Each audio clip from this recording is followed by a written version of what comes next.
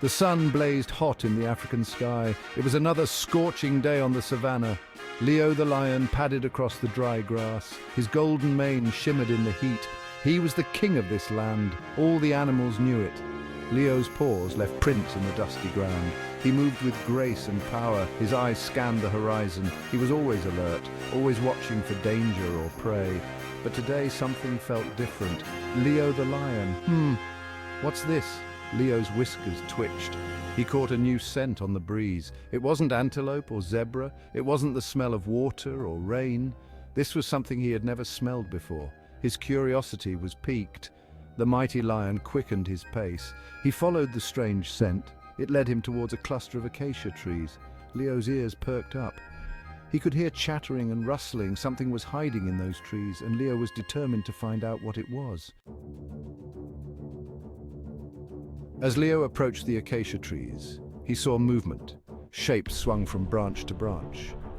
They were quick and agile. Leo had never seen creatures like these before. They had long arms and tails. Their faces were almost human-like. Suddenly, one of the creatures dropped to the ground. It was larger than the others. It stood tall and proud. This was Bango, the leader of the baboon troop. Bango looked straight at Leo. He showed no fear. Bango, the baboon. "Ha! You think you can scare me, lion?" Leo was surprised. Most animals ran from him, but not Bango. The baboon leader puffed out his chest. He made loud barking sounds. It was clear he was trying to scare Leo away. But Leo didn't scare easily. The two leaders stared at each other. Neither one wanted to back down. The other baboons watched from the trees. They hooted and hollered. Leo's tail swished back and forth. He wondered what would happen next. Would there be a fight or something else entirely? Bango broke the silence. He spoke in a deep, gruff voice.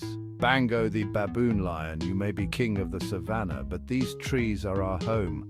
We will not give them up easily." Leo was shocked. He had never heard an animal speak before. Leo found his own voice. "Leo the lion, I am not here to take your home." I was curious about the new smell. Bango laughed. It was a strange, barking laugh. Bango the baboon. "Curious, eh? Well, how about we make things interesting?" Bango proposed a series of challenges. He wanted to see who was truly the strongest and smartest. Leo thought for a moment. He had never backed down from a challenge before. Why start now? "Leo the lion, I accept." The first challenge was a race. They would run from the acacia trees to the nearby watering hole. Leo was fast, but Bango was crafty. The baboon swung through the trees, taking shortcuts. It would be a close race indeed. The savannah was about to witness an epic competition. The race began with a loud screech from one of the baboons. Leo bounded across the savannah. His powerful legs carried him swiftly.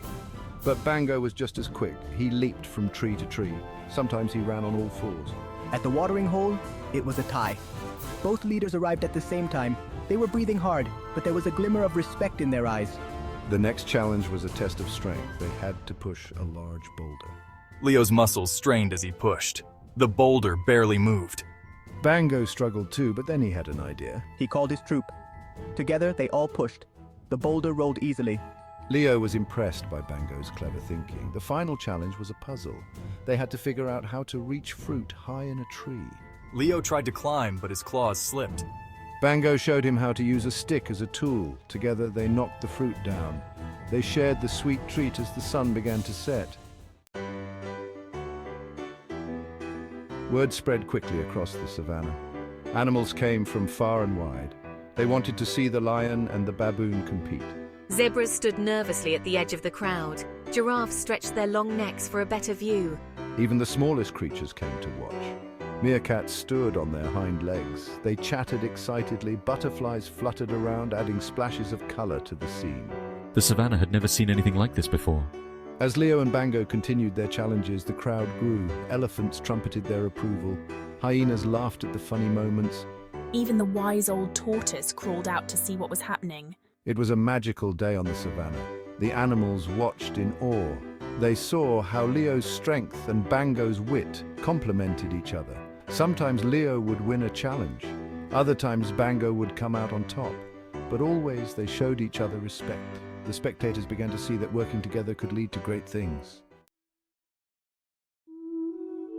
As the sun dipped low on the horizon, Leo and Bango sat side by side.